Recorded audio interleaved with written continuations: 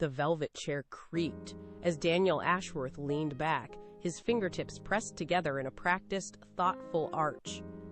100 people sat in the dim light of the festival hall, hanging on every word. He smiled, a slow, practiced movement. "The characters simply arrive," he said, his voice smooth and steady. "They wake me in the middle of the night, fully formed." The audience sighed in collective wonder. I watched from the back row, my hands folded tightly in my lap. I knew exactly when those characters arrived. They arrived at my desk at 2 a.m, born from my own exhaustion. I watched him gesture to the interviewer, playing the role of the conduit, the vessel for a muse he never actually possessed. The applause started as a ripple and grew into a roar. He bowed his head, accepting the praise for a life he had built. I stood up, turned, and walked toward the exit, leaving the sound of his voice behind me. The cool night air hit my face as I stepped out of the hall, the applause still muffled behind the heavy doors. "My name is Miriam. For 11 years, I have been the invisible engine driving the most successful thriller series in the country." While Daniel played the author, I sat in the study until the sun began to bleed into the sky, building those worlds word by agonizing word. I wrote 6 novels. 4 of them hit #1 on the bestseller lists. I crafted every line of dialogue that made readers weep, and every twist that kept them awake long past midnight. Daniel was the face on the cover, the name in gold foil, but I was the ghost in the machine.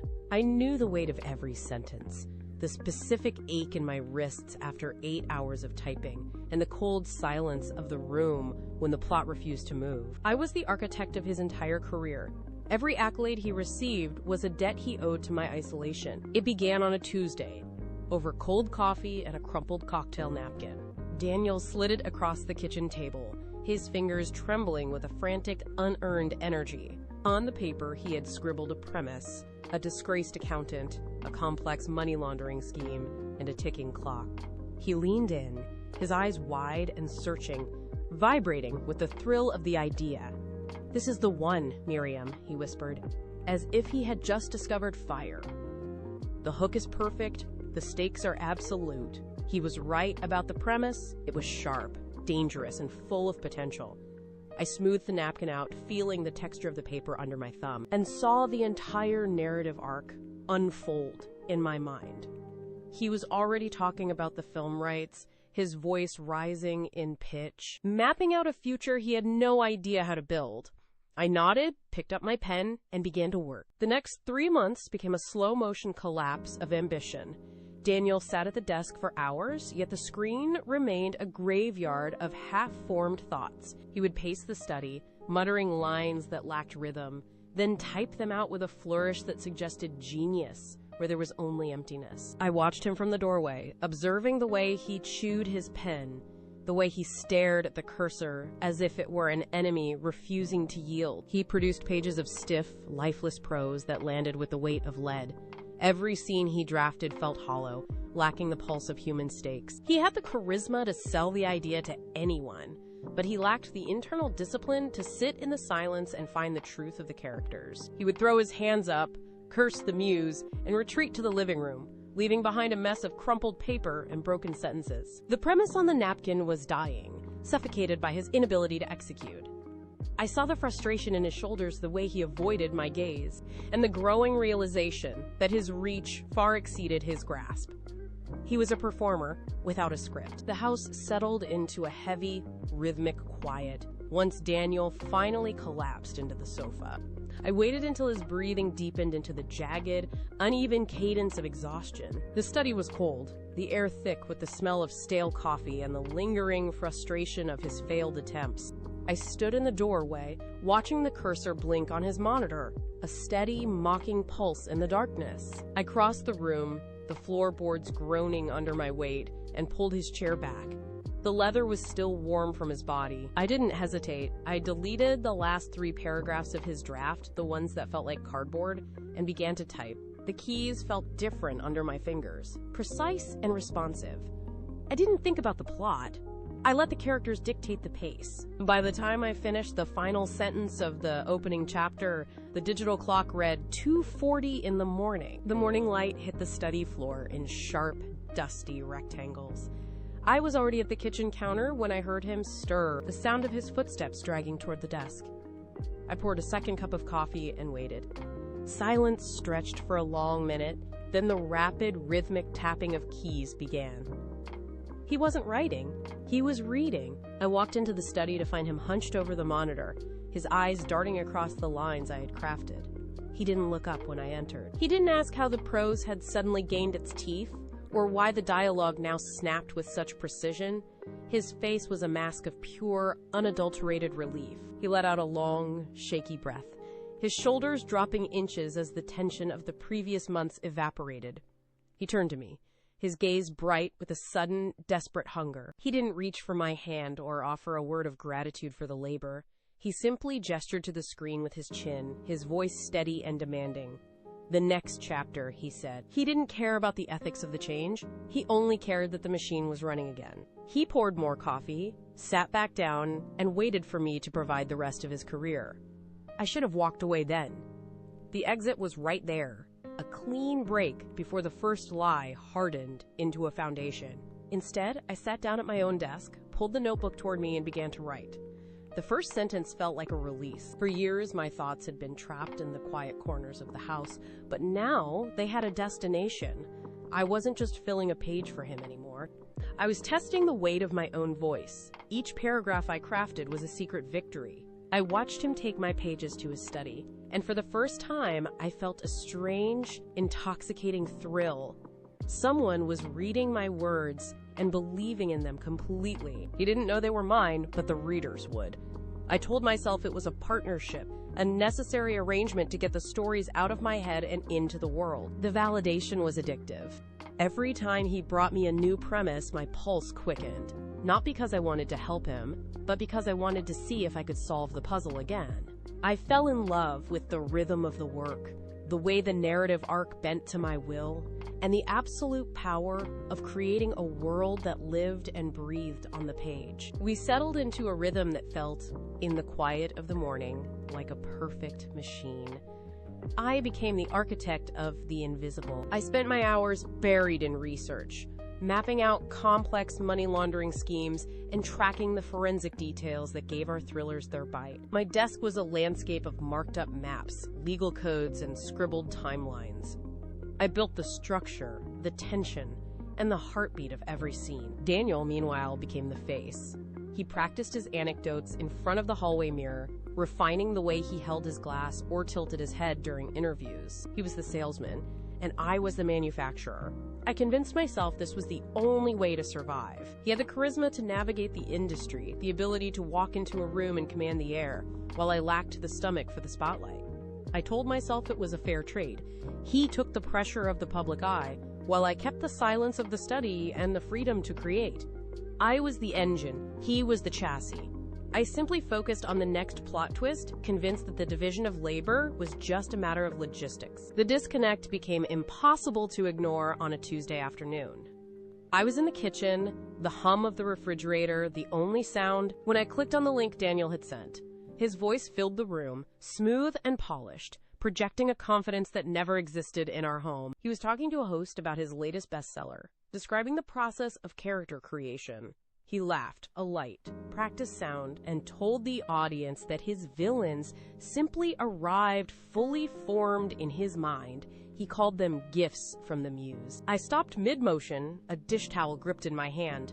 I remembered the exact week I had spent mapping those villains, the way I had paced the hallway until 3 a.m, agonizing over their motivations and their flaws. I had built them from scratch, brick by brick, while he had been asleep in the next room. Hearing him claim them as his own with such casual, effortless grace felt like a physical blow. It was not just a lie, it was a total erasure of the hours I had poured into the page. The air in the kitchen suddenly felt thin. I turned off the podcast and walked back into the study. The silence here was different now. It was no longer a sanctuary, but a witness. I sat down and looked at the screen, where the cursor blinked with a steady, demanding rhythm. Daniel called it magic, but I knew the exact anatomy of every page. I knew the grit of the rain-slicked streets I had walked in my head to find the right tone for a scene. I knew the exhaustion that settled into my shoulders after 8 hours of wrestling with a plot hole that refused to close. It was not a gift from a muse. It was a series of deliberate, agonizing choices.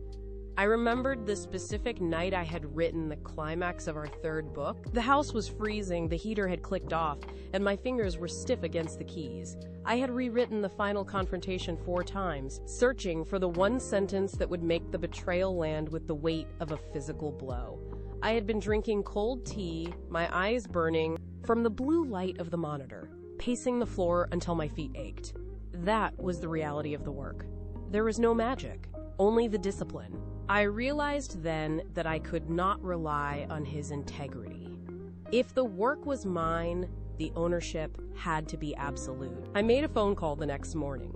My attorney was a man of few words, a specialist in intellectual property who understood the value of a well-placed clause. We met in a quiet office downtown, away from the noise of the literary world. I explained the situation, not as a victim, but as an architect of a system that needed a structural reinforcement. We drafted a series of publishing contracts with a confidential addendum. It was a precise, technical document. It stated clearly that all intellectual property rights resided exclusively with the author of record, defined as Miriam Ashworth, née Calloway. It was a digital and physical anchor, designed to hold firm even if the surface of our lives shifted.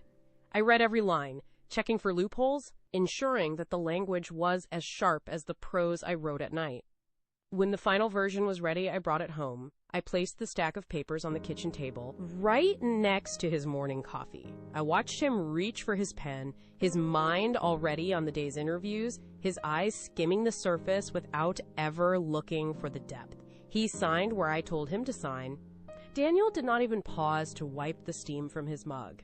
He treated the contract like a fan letter or a mundane permission slip. He leaned over the table, his movements loose and confident, the posture of a man who believed the world was built to accommodate his whims. He did not read the clauses, he did not check the definitions of ownership, he simply flipped to the final page, his pen hovering for a second before he scrawled his signature with a flourish that felt like a performance. He pushed the folder back toward me, his attention already shifting to the window, watching the street for his ride.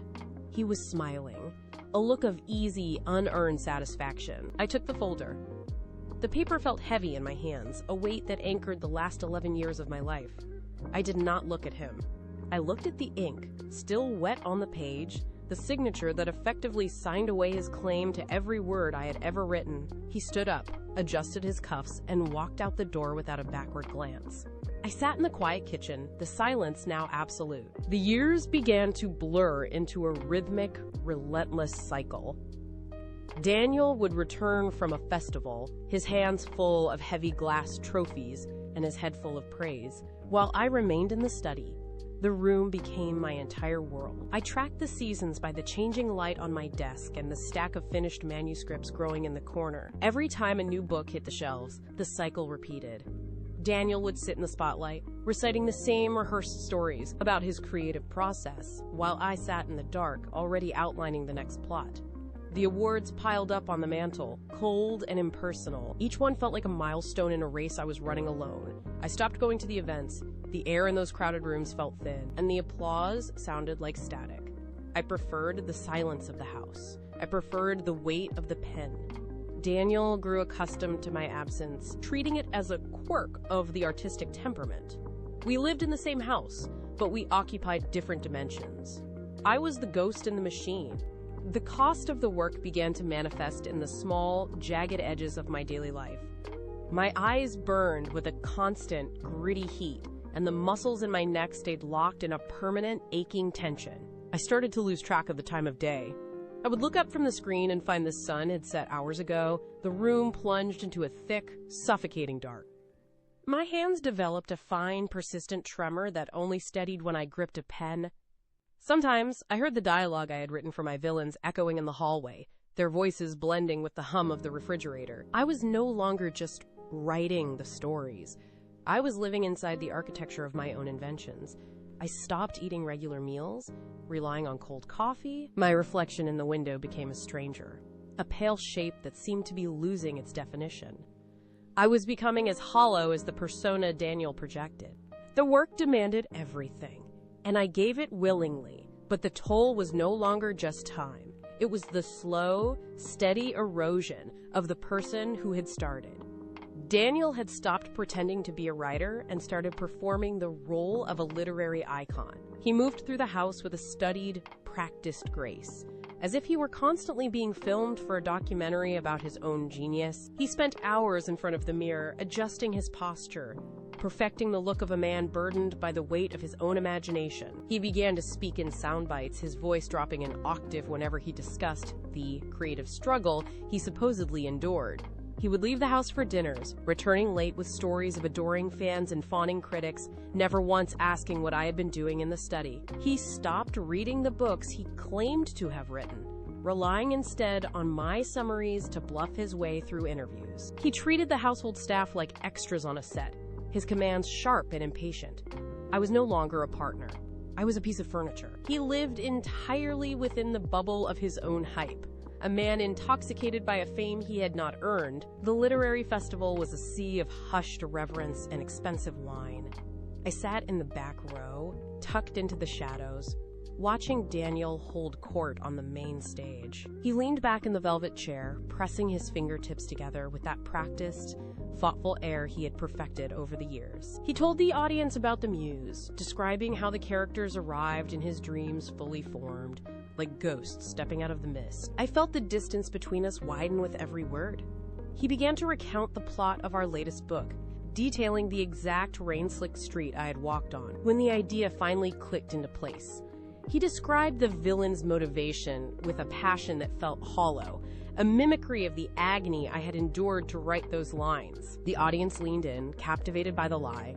I looked at his hands, the hands that never touched a keyboard, and realized he had forgotten I existed entirely. He was not just performing for the crowd, he was performing for himself, convincing his own reflection that the genius was real. I stood up, the chair scraping against the floor, but no one turned.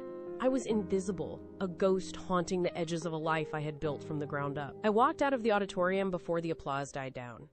The cool night air hit my face, but it did nothing to settle the static in my head. Back in our home, I paced the length of the study, my fingers tracing the edges of the mahogany desk. I could have called my lawyer that night. I could have walked onto that stage, interrupted his performance, and dismantled his entire reality with 3 sentences. The phone sat on the side table, a black plastic weight that seemed to vibrate with potential. I reached for it, my hand hovering over the receiver, but I stopped. If I spoke, the silence would break. The quiet hours of the night, the rhythm of the keys, the safety of being the ghost in the machine, it would all vanish. I looked at the stacks of notes, the meticulously organized research, the world I had built from nothing. It was easier to stay hidden. It was safer to remain the architect behind the curtain than to step into the light and face the wreckage of a public scandal. I pulled my hand back, sat in the chair, and stared at the blank screen. I opened a new file, typed a single word, and waited for the familiar numbness to return. The 6th novel began not with inspiration, but with a dull, throbbing ache in my wrists. I sat at the desk as the sun bled out of the sky, turning the room into a cavern of shadows. Every sentence felt like a physical extraction. I wrote about betrayal, about the slow erosion of trust, and with every paragraph, I felt a piece of my own resolve fraying. My coffee went cold, a film of oil forming on the surface, but I did not move to replace it. I was trapped in the rhythm of the keys, a frantic staccato beat that filled the silence. I stopped at 3 in the morning, my eyes burning. I looked at the door leading to the bedroom where Daniel slept. He would wake up, read the pages, and take them to his publisher with a smile. I touched the power button, the screen flickered, and I considered deleting the file. But the story held me. I was a vessel for a voice. The rhythm of our life shifted, not with a shout, but with the sound of a closing front door. Daniel began leaving the house before the sun had fully risen, his excuses becoming shorter, his departures more frequent.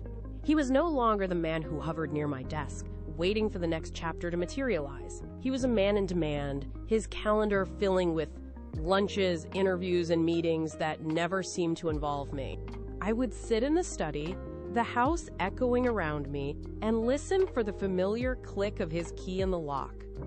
It came later and later each night. When he did return, he brought the scent of expensive restaurants and city air, his eyes distant, already rehearsing the anecdotes he would tell the next day. I tried to show him a draft once, a breakthrough in the narrative that had taken me days to perfect, but he barely glanced at the pages. I watched him walk out again, leaving me in the quiet, the distance between us growing with every hour he spent away from the work that defined us both. The morning of the October gala arrived with a sharp, biting chill that seeped through the window frames. The house felt different, charged with a brittle, synthetic energy. Daniel spent hours in front of the mirror, adjusting his posture and practicing the practiced, thoughtful frown he used for the press. He did not look at me once. He was entirely consumed by the image he had to project, a man of letters preparing for his coronation. I watched him from the doorway, my hands tucked into my pockets, feeling the weight of the silence that had become our only language. He checked his watch, smoothed his hair, and turned to me with a smile that failed to reach his eyes.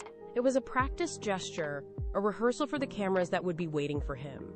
I stood perfectly still, refusing to offer the validation he usually demanded. The air in the hallway grew heavy, thick with the unspoken knowledge of the deception we were about to perform.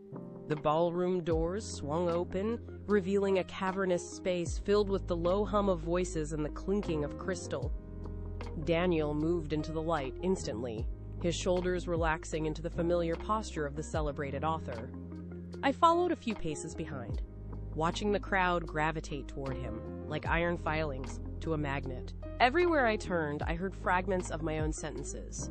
A man near the bar quoted a line from our latest book, while a woman beside him nodded, praising the very twist I had spent 3 sleepless nights refining. Daniel stood in the center of the circle, nodding with that practiced, humble grace he had perfected over the years. I stood on the periphery, holding a glass of champagne I had no intention of drinking, and watched the scene unfold. He was performing the role of the genius, while I remained the ghost in the machine, invisible in the very light I had ignited. The noise level in the ballroom climbed, a relentless tide of laughter and clinking glass that pressed against my ears. I moved through the throng, but the crowd flowed around me as if I were a shadow. A waiter brushed past, spilling a drop of wine onto my hand, yet he did not even glance my way. I was a ghost in my own life. Every conversation I passed was a variation of the same theme. Praise for the Ashworth name, praise for the genius of the man who stood across the room. I stopped by a pillar, needing a moment of stillness, but the air was thick with the scent of expensive perfume and the stale heat of bodies. I watched a group of critics debating the ending of our last novel, dissecting the very choices I had made in the quiet of my study. They spoke of the prose as if it were a divine gift bestowed upon Daniel.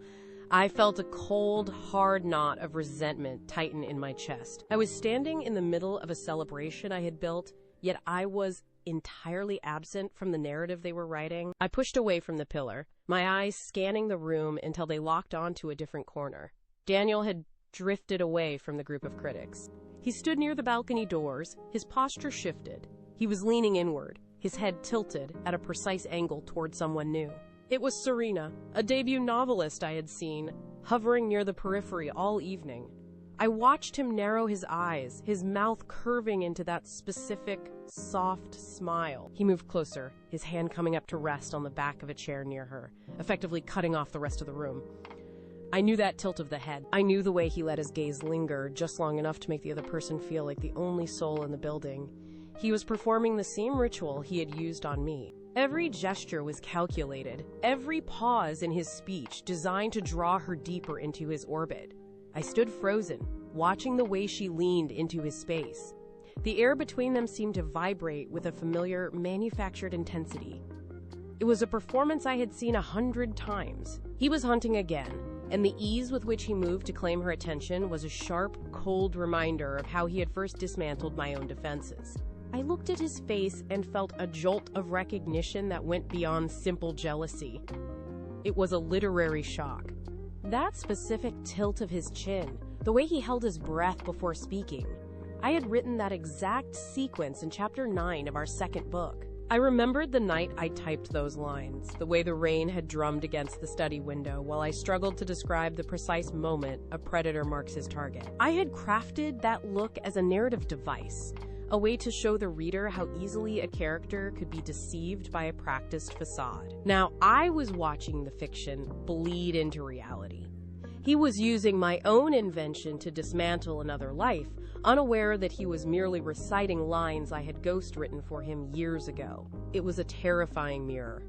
Every micro-expression he displayed was a beat I had paced, a rhythm I had perfected to manipulate the reader's empathy. He was not being charming, he was being scripted. I felt a sudden, sharp clarity. He did not know how to be anything other than what I had taught him to be. I had built his personality from the ground up, and here he was, using my own tools to replace me. The irony was a physical weight, pressing against my ribs. I looked down at the glass in my hand. The champagne was still, untouched, reflecting the harsh light of the chandelier. Around me, the room was a blur of voices, laughter, and clinking crystal, all of it swirling around the myth of Daniel Ashworth. People were raising their glasses to him, to the man who supposedly dreamt up the most gripping thrillers of the decade. They were celebrating a ghost. I was the one who had spent 11 years in the dark, pouring my life into those pages, and here I was, standing in the corner like a piece of furniture, a pleasant accessory to his success. The realization didn't hit me like a wave. It settled into my bones like ice. I had spent over a decade building a pedestal for a man who didn't even know how to stand on his own. Every word I had written only served to distance me further. The noise of the party suddenly felt discordant, a jagged sound that grated against my nerves. I watched him laugh at something Serena said. The facade was no longer just a lie, it was a cage. I set the glass down on a passing tray, the movement deliberate and final. I turned my back on the light. The transition from the crowded ballroom to the hallway felt like surfacing from deep water. I walked past the velvet ropes, my heels clicking against the marble floor with a sharp, rhythmic precision that felt like the only real thing in the building. I did not look back. I did not need to see the way he leaned into her, or the way the crowd hung on his every rehearsed word. I saw the back of his head, a silhouette of everything I had sacrificed, and I felt nothing but the cold air of the lobby hitting my skin. I passed the security desk, the guard nodding at me as if I were a ghost he had already forgotten. I pushed through the heavy glass doors. The night air was crisp, smelling of rain and exhaust, a stark contrast to the cloying scent of expensive perfume and stale ambition inside. I reached the curb and stood there for a moment, letting the silence of the street wash over me. My mind was no longer a mess of doubt or hurt. It was a blank page. I walked toward the waiting car, my movements steady and purposeful. I was leaving the myth behind. I was finally reclaiming the silence. The house was dark when I arrived. I did not turn on the main lights. I walked straight to the study, the room where I had spent thousands of hours breathing life into a man who could not write a single coherent sentence. I sat at my desk, the wood cool beneath my palms. The silence here was different from the silence of the street. It was heavy, expectant. I reached for the phone. My movements were measured, devoid of hesitation. I dialed my lawyer first. The ringing tone was sharp, cutting through the stillness like a blade. When he answered, I spoke in a low, steady voice, outlining the terms of the confidential addendum we had drafted years ago. I did not ask for advice. I gave instructions. I hung up and immediately dialed my editor. The conversation was shorter, more clinical. I told her the truth about the authorship of the series, providing the dates and the evidence of my hand in every chapter. By the time I placed the receiver back in its cradle, the trap was set. The next 3 weeks were a masterclass in performance. I continued to wake at 5. I made the coffee. I kept the house in perfect order, the silence between us growing thicker with every passing day.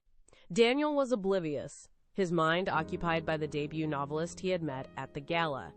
He spent his mornings in the study, the rhythmic clacking of his keyboard, a hollow sound that echoed through the hallways. I knew he was struggling.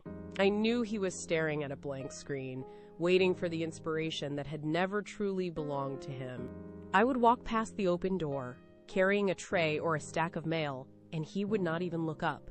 He was busy curating his own importance, practicing lines for interviews he would never give. I simply nodded, poured more water, and waited for the inevitable arrival of the final act. The front door opened with a heavy, familiar thud. I was in the kitchen, the sunlight hitting the granite counter in a sharp, blinding line. Daniel walked in, his gait practiced, his expression carefully composed for a difficult conversation. He held a bouquet of lilies. He set them on the table with a theatrical sigh, the kind he used when he wanted to signal that he was the one making a great sacrifice. He began to speak, his voice low and resonant, the tone he reserved for his most earnest public interviews. He talked about growth. He moved around the kitchen with the grace of a man who believed he was holding all the cards. He did not notice the way I stood by the counter. He did not see the manila folder tucked beneath the mail, its edges sharp against the wood. He was entirely consumed by the narrative. He paced the floor, gesturing with his free hand, painting a picture of a future where he was finally free to write his own truth. He was so busy performing his own liberation that he never once looked at me. He was walking directly into the center of the trap, and he was smiling. He stopped pacing and leaned against the island, his posture relaxed, almost casual. He spoke of his authentic voice, claiming that the last decade had been a necessary apprenticeship. He described the series as his own intellectual child, a legacy he had cultivated with passion. He looked at me then, his eyes bright with the conviction of his own lie. He demanded the rights to the thriller series, the backlist, and the future contracts. He gestured toward the living room, suggesting we divide the furniture and the savings. He laid out the terms of his departure with the precision of a man negotiating a business deal. He stood there, waiting for my agreement, his expression one of calm, expected victory. I did not speak. I held his gaze, my face a neutral mask that gave him nothing to work with. The silence stretched, thick and unyielding, filling the space between us until it became a physical weight. Daniel shifted his weight, his fingers drumming a nervous, erratic rhythm against the granite countertop. He cleared his throat, a sharp sound that died instantly in the quiet kitchen. He looked at me, waiting for the nod. The soft agreement, the concession he had received for 11 years. It did not come. I watched the pulse at his temple begin to throb, a small, frantic beat that betrayed his growing unease. He looked away, then back, his brow furrowing as he tried to read the stillness in my posture. He was beginning to understand that the dynamic had shifted, that his words no longer held the power to shape my reality. I let the silence hold for another 5 seconds, long enough for his breathing to become shallow and uneven. Then I turned my attention to the stack of mail sitting near the fruit bowl. My hand moved with deliberate, measured grace. I pulled a thick manila folder from beneath the envelopes. The paper was crisp, the edges sharp. I placed it flat on the granite countertop, the sound of the contact echoing like a gavel strike in the quiet room. With a steady push, I slid the folder across the polished stone. It traveled in a straight line, cutting through the space between us, until it came to a stop just inches from his hand. The movement was slow, calculated, and final. I did not let go of the edge until the folder was firmly in his territory. I watched his gaze drop from my face to the document. He looked at the folder, then back at me, his brow knitting together in a sudden, sharp confusion. He did not touch it yet. Daniel stared at the folder for a long moment, his fingers hovering over the clasp. He finally pulled the metal tab free with a sharp, metallic rasp. He flipped the pages, his thumb catching on the heavy bond paper. He moved past the cover letter, past the initial terms, and stopped at page 7. I watched his eyes track the lines of text. He read the first paragraph, then went back to the top to read it again. His breath hitched, a sudden, jagged sound in the quiet kitchen. He looked up at me, his face turning a pale, sickly shade of gray. The confidence he had carried into the room evaporated, replaced by a frantic, darting look as he scanned the page a third time. He gripped the edges of the document, his knuckles turning white. The ink on that page was a death warrant for his career, and he knew it. He let the page drop, his hand trembling as he finally understood that he had signed away everything he claimed to be. He slammed his palm against the table, the sound sharp, and desperate. He started to argue, his voice rising, pointing at the signature line with a shaking finger. I did not move. I did not raise my voice. I simply tapped the official seal at the bottom of the page. He looked at the stamp, then at me, and the fight drained out of him in a long, shuddering exhale. He slumped into the chair, his shoulders hunching forward. He spent the next 6 weeks trying to find a loophole, but every meeting with his attorneys ended the same way, with a shake of the head and a closed file. He signed the final settlement in a sterile office, his pen moving with a heavy, reluctant rhythm. He kept the apartment and the bank accounts, but he walked out of my life without the books. I watched him gather his things from the hallway. He did not look back. He opened the front door, stepped into the cool evening air, and closed it behind him.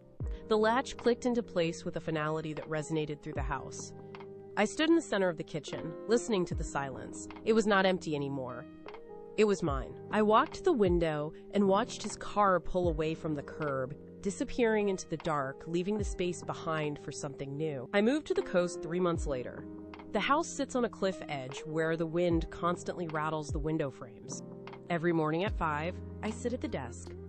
I watch the light shift from gray to gold across the water before I touch the keyboard. The 7th novel arrived in bookstores under the name Miriam Calloway. It hit the top of the charts within a week. I did not watch the interviews. I did not check the reviews. I simply kept writing. The readers who had been waiting for the real voice behind the old series found me within days. They sent letters that piled up on the entryway table. Daniel is still in the city, holding small writing workshops in rented rooms. He is still trying to find the words he never possessed. I do not think of him.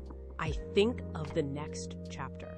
I watch the tide pull back from the rocks, leaving the sand smooth and clean. I place my hands on the keys.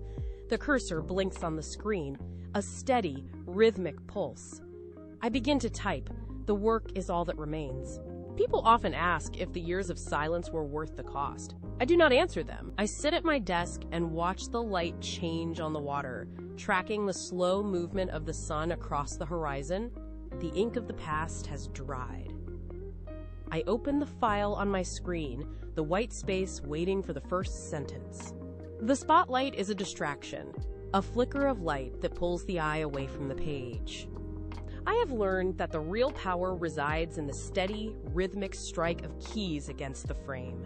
I do not look for validation in the noise of the world. I look for the next word. The house is quiet, save for the hum of the laptop and the distant rhythm of the tide hitting the rocks below. I breathe in the salt air, steady my hands, and begin to build another world. The work is the only truth that matters. The sun has climbed high enough to bleach the color from the desk's surface. I close the window, shutting out the roar of the surf, leaving only the sound of my own breathing. My fingers hover over the keys. There is no one else in the room.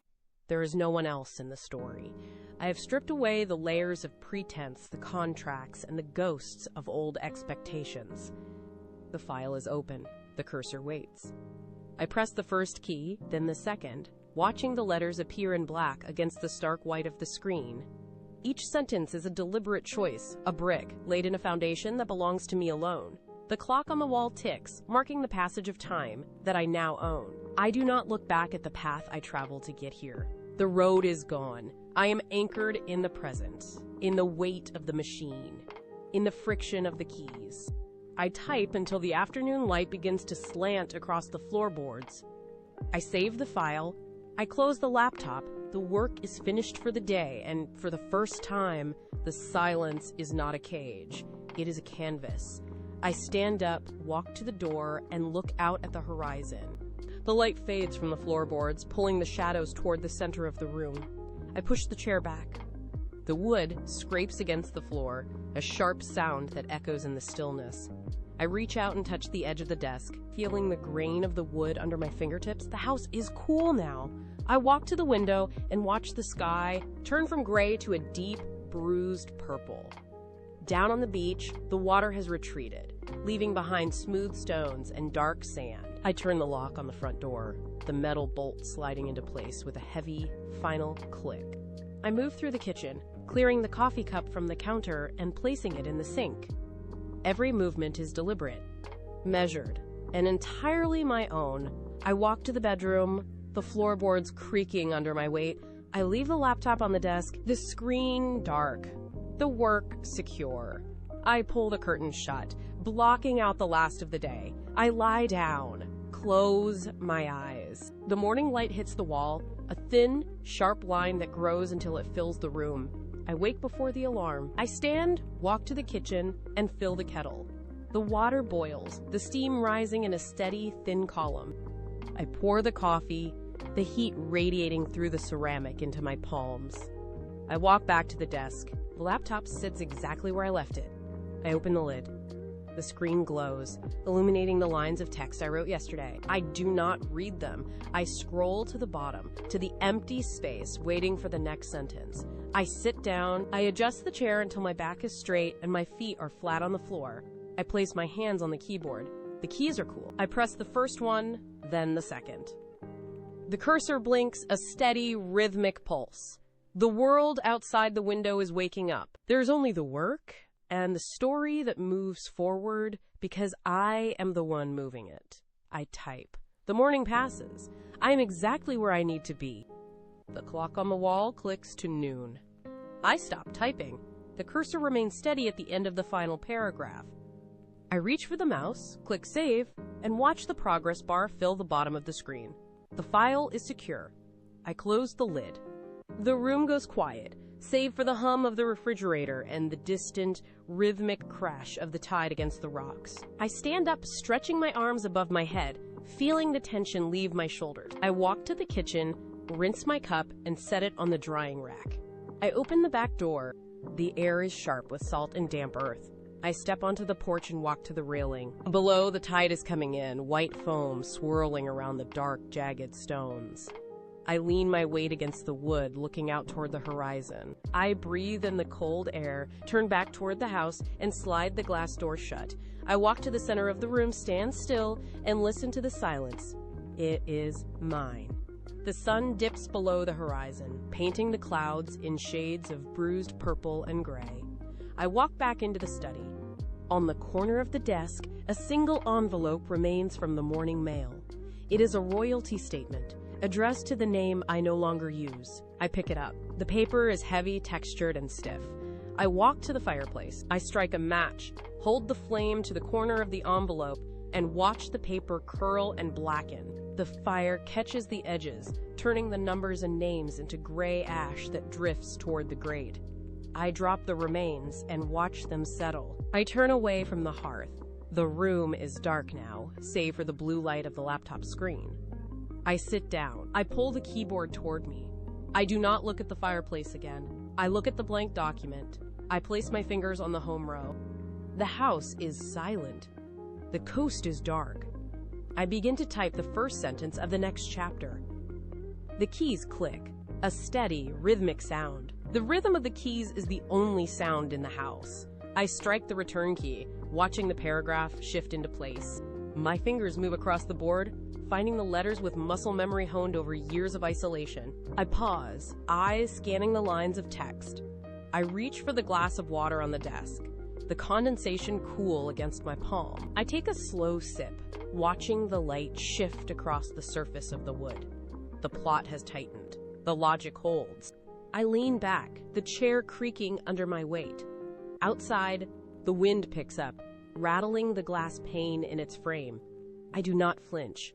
I turn back to the monitor, my hands hovering over the keys. I type the final sentence of the scene. I press save. The screen dims as the system enters standby. I stand, pushing the chair back against the wall. I walk to the window and look out. I reach out, touch the cold glass, and pull the curtain shut. The room is dark. I walk to the door. The work is done. I walk through the hallway, my footsteps muffled by the wood floor. The house holds a steady, cool temperature. I enter the kitchen, the space open and stripped of clutter.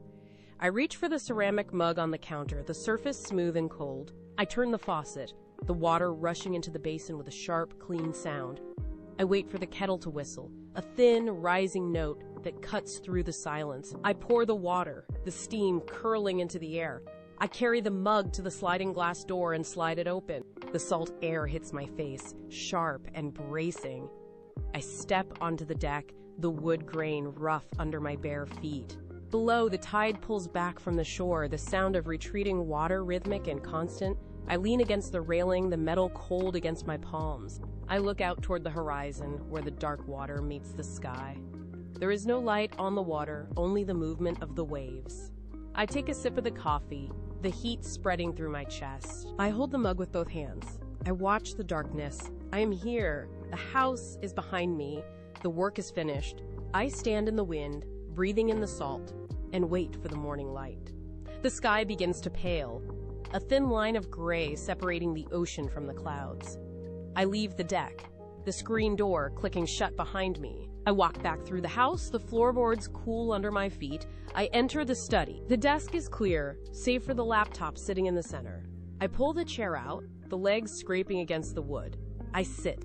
I press the power button. The screen flickers to life, casting a soft, white glow across the room. I open the file. The cursor blinks, a steady, rhythmic pulse in the center of the white page. I place my hands on the keys. I do not look at the clock. I do not think of the past. I think only of the next word. I type. The letters appear, one by one, forming a sentence that belongs to no one but me. The light grows stronger, flooding the room, but I do not look up. I am the architect of this world, and I am the only one who holds the key. I strike the keys faster now. I am writing. I am finally, completely myself. The sun rises higher, casting long, sharp shadows across the floorboards. I stop typing for a moment, my fingers hovering over the keys. Outside, the water has turned from gray to a brilliant, shifting blue. I watch the light dance on the surface, a constant, restless energy that requires no audience. People often ask if the silence was worth the cost of the life I left behind. I look at the screen, at the words I have built from nothing, and I see the answer. The spotlight I once lived under was nothing more than a distraction, a flickering flame that obscured the truth. The real power has never been in the recognition or the noise of the public. It has always been here, in the quiet discipline of the morning, in the weight of the pen, and in the structure of the sentences I forge. I turn back to the keyboard. The cursor waits. I press the keys, and the story continues to unfold, line by line, page by page. I do not need the world to see me. I only need the work to be true. I am the architect of my own life, and for the first time, the foundation is entirely my own. I type the final sentence of the chapter, and the silence in the room feels complete. The final period lands on the screen, a small, dark anchor for thousands of words. I save the file. The progress bar slides across the bottom, a quick, digital blink, and then it is done. I lean back, the chair creaking in the stillness. My hands are steady, my mind is clear. I stand up and walk to the window, pressing my palms against the cool glass. The tide is coming in, pulling at the sand, erasing the marks left by the morning. I am no longer waiting for a phone to ring or an editor to approve a draft. I am no longer a ghost in someone else's machine. The house is silent, but it is a living, breathing silence that belongs to me. I watch the horizon where the sky meets the sea, a clean, unbroken line. There is no need for applause. I have built a world that stands on its own. I turn away from the window, back toward the desk. The story is mine. The laptop screen goes black, reflecting nothing but the dim light of the room. I close the lid. The sound is sharp, a clean snap that echoes briefly before dying away. I stand and walk toward the door, my footsteps steady on the hardwood. Outside, the air is sharp with salt. I step onto the porch and lean against the railing. The sun is beginning its descent, painting the water in deep, bruised purples and golds.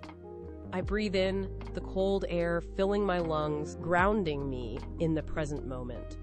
There is no more need to hide, no more need to perform, and no more need to wait for a voice other than my own. The horizon is wide, empty, and entirely mine. I watch the waves break against the shore, rhythmic and indifferent to the past. I have reclaimed the narrative. I have reclaimed the time. I have reclaimed myself. The silence here is not an absence. It is a foundation. The horizon is wide, empty, and entirely mine. He took credit for my books, but the copyright was always in my name. The silence here is not an absence. It is a foundation. If this story reminded you that the real power was never in the spotlight, it was always in the work, please like and subscribe to Midnight Confessions. We tell the stories of people who were underestimated and came back stronger. The quiet ones are always watching, and we never forget.